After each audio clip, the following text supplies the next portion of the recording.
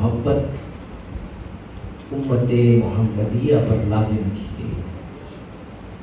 اللہ کریم ارشاد فرماتے ہیں قل لا اسألکم علیہ اجرا الا المودۃ فی القربى، میرے حبیب ان سے فرما دیجئے میں تم سے کسی اجر کا طالب نہیں ہوں، میں نے تمہیں دین دیا ہے، میں نے تمہیں شرک سے نکال کر نور توحید عطا کیا ہے، تمہیں رسالت کا نور عطا کیا، تمہیں قرآن دیا، تمہیں نماز دی، تمہیں روزہ عطا کیا، تمہیں حج دیے، تمہیں کلمے دیے، تمہیں صدقات دیے، لیکن میں نے اس چیز کے بدلے میں تم سے کوئی چیز نہیں مانگی، کسی چیز کا طالب نہیں ہوں، میں تم سے رب کے حکم کے مطابق قل، یہ اللہ کا حکم ہے، حبیب آپ فرما دیجئے ان سے، کیا فرما دیجئے میں کسی اجر کا طالب نہیں ہوں، لیکن یاد رکھنا الا المودۃ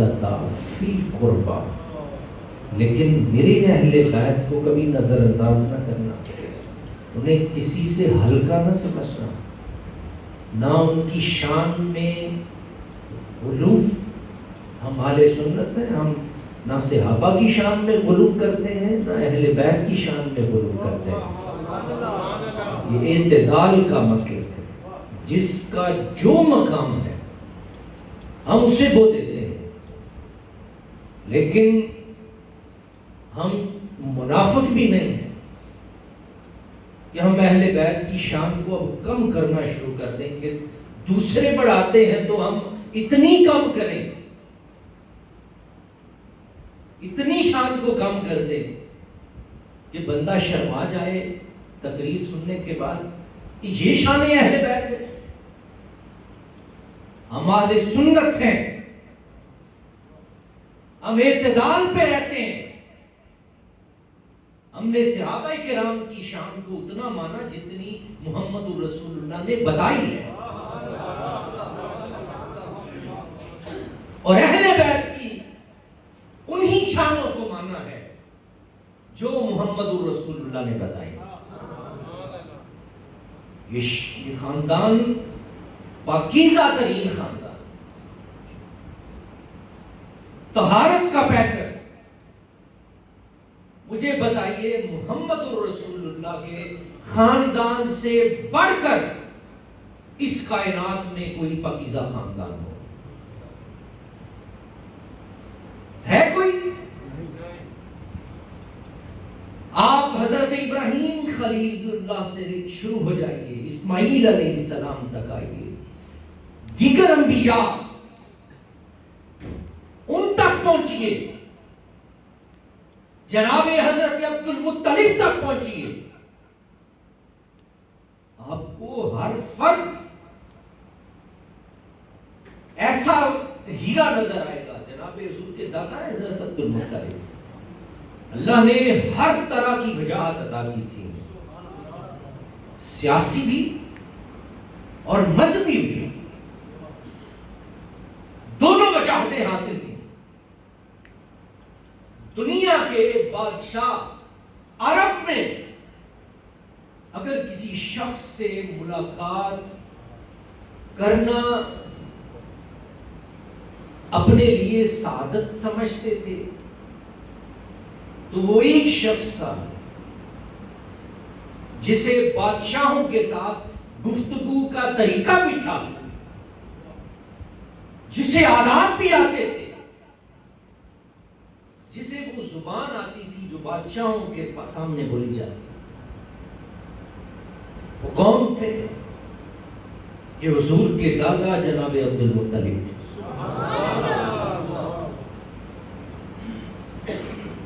اللہ نے سیاسی وجاہت بھی دی اور مذہبی وجاہت بھی عطا کی، کعبے کی تبلیغ حاصل رہی آپ کو۔ تو میں جو عرض کر رہا تھا کہ یہ اگر حضور علیہ السلام نبی کریم صلی اللہ علیہ وسلم کا ارشاد پاک ہے کہ میرے پورے خاندان میں میرا شجرہ اٹھا کے دیکھیے،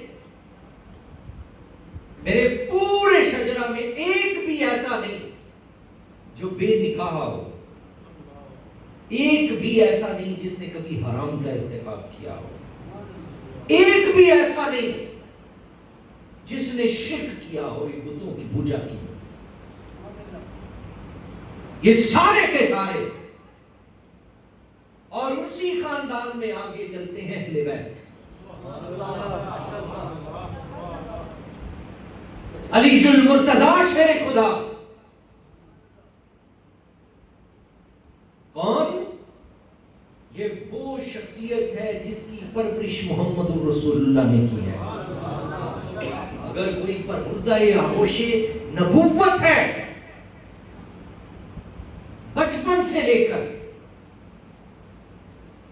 قاضی القضات بنانے تک،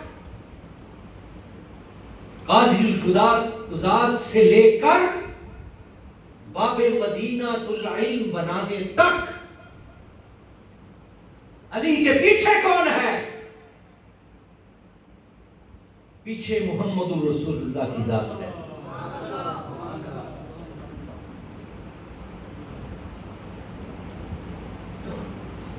علی المرتضیٰ کے جو دشمن ہیں نا، علی کے دشمنوں میں سب سے پہلے کافر آتے ہیں، اس کے بعد یہودی آتے ہیں، اس کے بعد منافق آتے ہیں، اس کے بعد خارجی آتے ہیں۔ کون؟ کیونکہ علی المرتضیٰ شیر خدا اسلام کا وہ ہیرا ہے جسے محمد الرسول اللہ نے معیار ایمان بھی بنایا۔ حضور نے فرمایا علی کوئی مومن تجھ سے بغض نہیں رکھ سکتا، کوئی منافق تجھ سے محبت نہیں کر سکتا۔ اس کی وجہ تھی علی کی دشمنی کتنی تھی۔ کربلا کی سرزمین پر جتنا ظلم ہوا اہل بیت اطہار پر، اس کے پیچھے کیا تھا؟ اس کے پیچھے تو دشمنی تھی۔ جس کو علی سے تکلیف پہنچی تھی، علی سے تکلیف کیا پہنچی تھی؟ بدر کے میدان میں 57 کافر مارے گئے۔ کتنے؟ عام بندے نہیں تھے، کبھی آپ کو نام سنا ہے آپ حیران ہو۔ پوری ان کے پیچھے بڑی بڑی برادریاں تھیں، اپنے آپ کو سردار مانتے تھے۔ 57 کافروں میں سے 27 اکیلے علی نے مارے تھے۔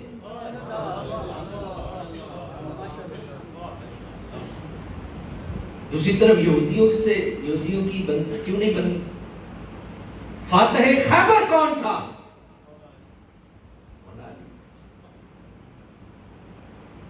کافروں کے سامنے مبارزت کے لیے کون جاتا تھا؟ علی المرتضیٰ جاتے تھے۔ جیسے بہنوں بولتے تھے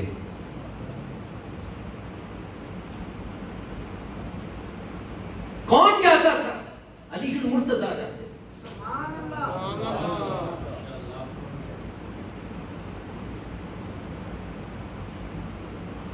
اس سے آپ کو سمجھ آ جانی چاہیے کہ دنیا کے منافقوں، کافروں، یہودیوں کے سامنے جب بھی سب سے پہلی صف پہ کھڑا ہوا تو وہ علی المرتضیٰ کھڑا ہوا۔ دشمنی کی سمجھ اب آپ کو اس بات سے آ جانی چاہیے۔ ان گل دی سمجھ آ گئی کہ علی دی بڑھتی کیا انہیں منافق کرنا، اس کی وجہ کیا کو کھول دیتی،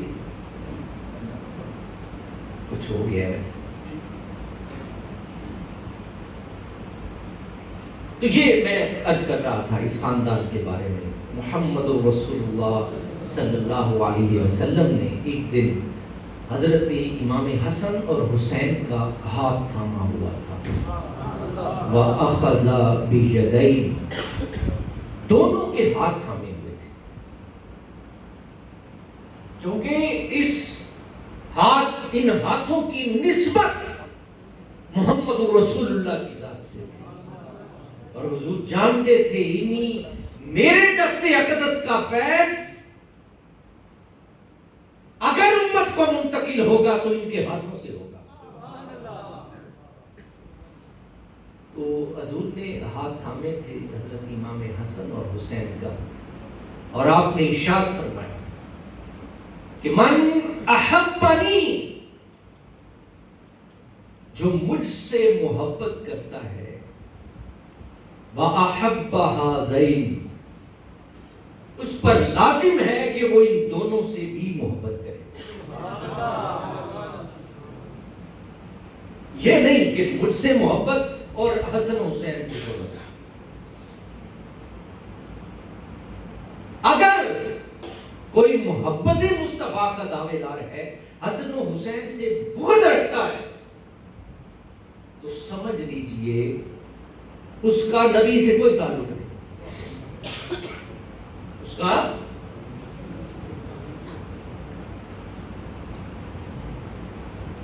اس کا نبی کریم صلی اللہ علیہ وسلم سے کوئی تعلق نہیں.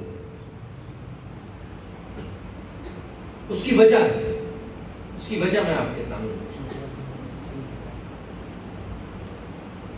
ہم اہل سنت صاحبان سلسلہ ہوتے ہیں،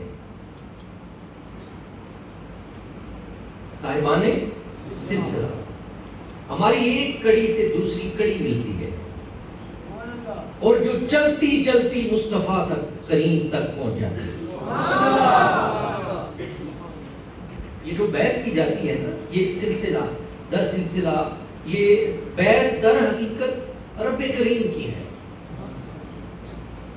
در حقیقت میں بیعت کس کی ہے؟ نہیں ٹھیک ہو رہے آ رہے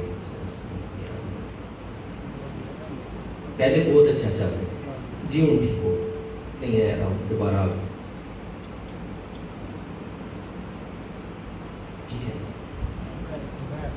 در حقیقت بیعت اللہ کی ہے. ان الذین یبایعونک انما یبایعون اللہ ید اللہ فوق ایدیہم. اللہ کریم نے اپنے حبیب سے ارشاد فرمایا، میرے حبیب یہ جو تیرے دست اقدس پر بیعت کر رہے ہیں، یہ دست اقدس حقیقت میں تیرے رب کا دست اقدس ہے. یہ تیرے، اب آپ کو سلسلے کی سمجھ آ جانی چاہیے. یہ پھر سلسلہ پہنچتا ہے علی المرتضیٰ تک، پھر اس کے بعد آپ کے شیخ تک پہنچتا ہے. سلسلہ منقطع کس کا ہوتا ہے؟ سلسلہ اسے کہتے ہیں جس میں کوئی کڑی ٹوٹی ہوئی نہ ہو. کسی ایسے پیر کی، ایسے شیخ کی بیعت نہ کی گئی ہو جو مصطفیٰ کا گستاخ ہو، صحابہ کا گستاخ ہو، اہل بیت کا گستاخ ہو، یا ان کے بارے میں اپنے دل میں حسد و بغض رکھتا ہو. رکھا تب بھی سلسلہ منقطع ہو گیا. وہ سلسلہ نبی کریم صلی اللہ علیہ وسلم تک نہیں پہنچے گا. اور یہ ہمارے لیے سبق بھی ہے کہ کسی بھی ایسے شخص کی بیعت کبھی نہ کیجیے گا جس کا سلسلہ منقطع ہو. ایک بھی ایسا آ گیا جو تمہارا سلسلہ سمجھو منقطع ہو گیا. ہمارے سنت ہیں، ہم نہ تو ایسے کسی اللہ کو مانتے ہیں، نہ ایسے کسی پیر کو مانتے ہیں. اہل بیت کا بغض آیا تو سمجھ لو وہ بھی بارگاہ مصطفی سے راندہ درگاہ کر دیا گیا. صحابہ کے بارے میں آیا، وہ بھی مصطفیٰ کی بارگاہ سے راندہ درگاہ کر دیا گیا. جن کو یہ دونوں وہ لوگ ہیں جن کی تربیت محمد رسول اللہ نے کی ہے. اہل بیت کی تربیت حضور نے نہیں کی، صحابہ کی. والذی بعث فی الامین رسولا منہم یتلو علیہم آیاتہ ویزکیہم ویعلمہم الکتاب والحکمہ. صحابہ کو استاد کو اللہ کریم فرماتے ہیں وہ ہم نے ان ان پڑھ لوگوں میں ایک عظمتوں والا رسول بھیجا ہے یتلو علیہم آیاتہ، جو قرآن کی آیتیں تلاوت کرتا ہے، ویزکیہم، اور ان کے گندے دلوں کو پاک کرتا ہے، ویعلمہم الکتاب، پھر انہیں کتاب سکھاتا ہے، والحکمہ، اور پھر حکمت کی تعلیم دیتا ہے. کون استاد ہوا؟ حضور کا استاد رب کریم ہے، الرحمن علم القرآن، اور حضور نے ان کو سکھایا صحابہ کرام. اہل بیت کی کا تزکیہ کس نے کیا ہے؟ انما یرید اللہ لیذہب عنکم الرجس اہل البیت ویطہرکم تطہیرا. وہ اللہ کریم ہے، ان کا تزکیہ اہل بیت کا رب کریم کی ذات کر رہے ہیں. امت کا تزکیہ تو جن کا تزکیہ مصطفیٰ کریم کر رہے ہیں ہمیں ان میں بھی کوئی شک نہیں ہے، اور جن کا رب کریم کر رہا ہے ہمیں ان میں بھی کوئی شک نظر نہیں آتا. اور جو شک کرے گا وہ پکا منافق ہوگا. وہ کون ہوگا؟ منافق. اور یاد رکھیے گا منافقوں کی نشانیوں میں سے نشانی یہ ہے کہ وہ اہل بیت سے بغض اپنے سینے میں پالیں گے. وہ پکا منافق. وہ کیا ہے؟ وہ پکا منافق. اس کے منافق ہونے میں شک ہی کوئی نہیں، کیونکہ اللہ نے ہمیں ایک پاکیزہ در سے منسوب کیا ہے. کہا من احبنی و احب ہذین، ان دونوں کے ساتھ بھی محبت لازمی کرنا ہوگی، ورنہ میری محبت تم ان سے نہیں کرو گے تو میرے ساتھ تمہاری محبت کوئی مقبول ہو جائے گی. پھر فرمایا وَأَحَبَّهُمَا، اور ان کے باپ علی سے بھی محبت لازم کرو. وَأُمَّهُمَا، اور پھر ان کی والدہ مخدومہ کائنات سیدہ فاطمہ الزہرا سلام اللہ علیہا کی محبت. یہ 5 محبتیں ایک جگہ پہ اکٹھی کی گئی. یہی 5 ہیں.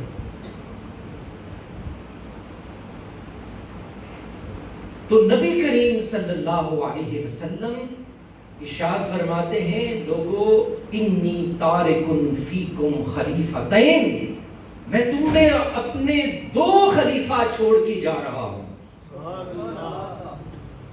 کتاب اللہ حبل ممدود ما بین السماء والارض، اللہ کی کتاب. اور یہ کتاب کی مثال کیسے دی؟ دیکھیے میرے کریم کی زبان سے نکلے ہوئے کلمات کیسے ہیں. حبل ممدود بین السماء والارض، یہ کتاب اللہ زمین و ایک رسی کی مانند ہے جو زمین و آسمان کے درمیان لٹکی ہوئی ہے. اللہ سے واصل ہونا چاہتے ہو، اللہ سے ملنا چاہتے ہو، اللہ کے محبوب بننا چاہتے ہو، کتاب اللہ، میری کتاب سے جڑ جاؤ، میری کتاب سے جڑ جاؤ. دوسرا وَإِطْرَتِي أَهْلُ بَيْتِ، دوسری میری اطرت اہل بیت. لَن يَتَفَرَّقَا حَتَّى يَرِدَا عَلَى الْحَوْضِ، یہاں تک کہ یہ دونوں جدا نہیں ہوں گے کہ حوض کوثر پر پہنچ جائیں. قرآن اور اہل بیت، اہل بیت کا سچا محب وہ ہے جس کا قرآن سے تعلق ہے. جس کا قرآن سے تعلق نہ ہو اس کا اہل بیت سے کیا تعلق؟ قرآن اور اہل بیت یہ دونوں لازم و منظور ہیں. قرآن اہل بیت سے جدا نہیں ہے، اہل بیت قرآن سے جدا نہیں ہے. امام جعفر الصادق فرمایا کرتے تھے کہ قرآن کا اللہ نے جو علم ہمیں عطا کیا ہے وہ کسی اور کو عطا ہی نہیں کیا. وجہ کیا ہے؟ قرآن کے علوم کہاں سے حاصل کیے جاتے ہیں؟ سینہ مصطفیٰ سے. قرآن کا علم کہاں سے آتا ہے؟ پوچھیے حضرت شیخ عبد الحق محدث دے کیا لکھتے ہیں حضور کے سینہ اقدس کے بارے میں. یہی تو سینہ اطہر ہے جسے علم نشرح لک صدرک کی اللہ کریم نے سند عطا کی. یہ دنیا میں جتنے علوم پھیلتے ہیں ان کا تعلق سینہ مصطفیٰ سے ہے.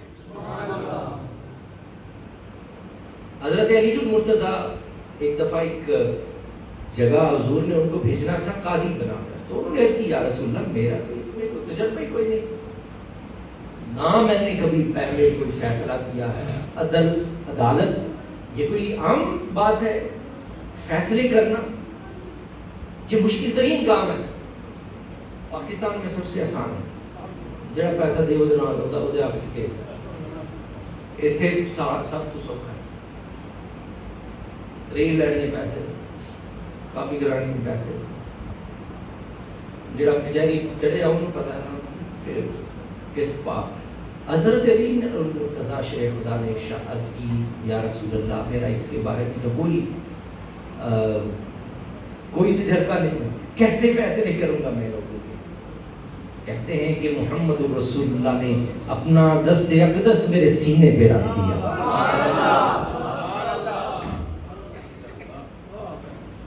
یہ فیضان مصطفیٰ کے دست اقدس کا ہے. کہتے ہیں میرے سینے پہ ہاتھ رکھا، میرے قلب میں ٹھنڈک محسوس ہوئی، پھر زندگی میں کبھی کوئی فیصلہ کرتے ہوئے مشکل درپیش نہیں آئی.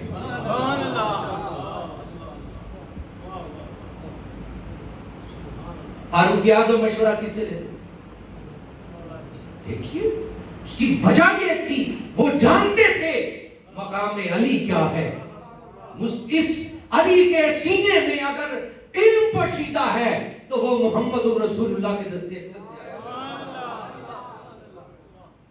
یہی تو اعتماد تھا. تو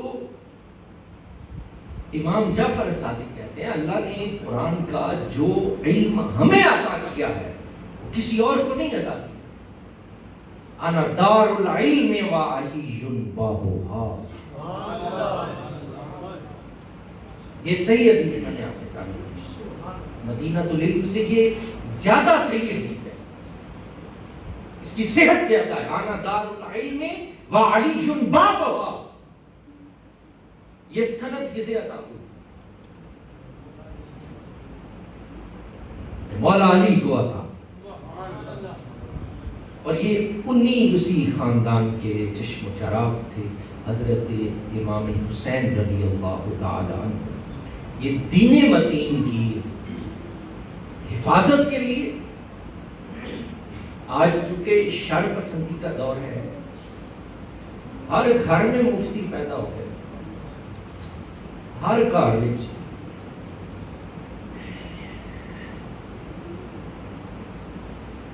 تو یہ شر پسندی کا ایک ایسی فکری بے فکری انحطاط کا دور ہے جس میں کفر عالم اسلام کی عظیم شخصیات کے کردار کو نوجوانوں کے سامنے مشتبہ کر رہا ہے. ایسے فتنے وجود میں آ چکے ہیں جو ہماری بڑی شخصیات کے کرداروں پر گفتگو کرتے ہوئے نظر آتے ہیں. 1400 سال پہلے کے معاملات اٹھا کر آپ کیا کر لیں گے؟ وہ معاملات جو 1400 سال سے چلتے آ رہے ہیں وہ چلتے رہیں گے قیامت تک، چلتے رہیں گے. آپ کو کسی نے کوئی ٹھیکیداری نہیں دی، آپ کو کسی نے فیصلے کی کرسی پر نہیں بٹھایا کہ آپ فیصلہ کریں. یہ قیامت کے دن پتہ چلے گا. آپ اپنا تعلق اللہ اور اس کے محبوبوں سے پکا رکھیے. سورہ فاتحہ میں اللہ نے کریم نے ارشاد فرمایا صراط الذین انعمت علیہم. اگر انعام یافتگان کے ساتھ لگے رہے تو منزل مقصود تک پہنچ جاؤ. راہ دے ہر کوئی آکھے تے میں بھی آکھاں راہ دے تے بنا راہ بر تینوں راہ نہیں ملنا تے رول مرسیں وچ راہ دے. صراط الذین انعمت علیہم. انعام یافتگان کے امام، اور ان اماموں سے ہمارا تعلق ہے. یہ تعلق مضبوط ہوا تو دنیا بھی سنور جائے گی، قبر بھی، حشر بھی آسانی سے گزر جائے گا. کیونکہ قیامت کے دن صرف دو گروہ ہوں گے، ایک اہل حق کا، دوسرا اہل باطل کا. اسے باقی نہیں پوچھا جانا جڑے اسی ہے سارے نام یہ نہیں ہونے. وہ تو ایک نام اہل حق ہے، دوسری طرف اہل باطل ہے. بس اب آپ نے شامل ہونا ہے اہل حق میں. تو ہمارے امام حسین رضی اللہ تعالیٰ عنہ حق کے امام ہیں. ہماری دنیا میں بھی ان کے ساتھ محبت ہے، آخر قبر میں بھی یہ محبت، تادم واپسی ہماری یہ محبت اللہ کے برقرار رکھے. میں آپ تمام احباب کا مشکور ہوں جنہوں نے مجھے اس خوبصورت محفل پاک میں شرکت کی دعوت دی. اللہ کریم اسے اپنی بارگاہ میں قبول و منظور فرمائے، اللہ آپ پر رحم فرمائے. میں آخر میں خانقاہ چشتیہ نظامیہ ویس شریف میں ہر سال ہمارے دادا جان پیر سید بشیر احمد شاہ صاحب رحمۃ اللہ تعالیٰ علیہ کا سالانہ عرس پاک منعقد ہوتا ہے. اور اس سال 12 اگست کو صبح 8 بجے سے 1 بجے تک اس کی نشست ہوگی اور اس کے بعد دعا ہوگی. میں آپ تمام احباب کو دعوت دیتا ہوں، جس طرح سے آپ اپنی روایت کے مطابق اہلیان انولہ شرکت کرتے ہیں، تو میں آپ کو دعوت دیتا ہوں آپ حاضر رہیے گا اور اللہ کے محبوب کی بارگاہ میں آپ کے خراج عقیدت پیش کیجیے گا. تو تمام حضرات کو شرکت کی ابھی دعوت دی جاتی ہے.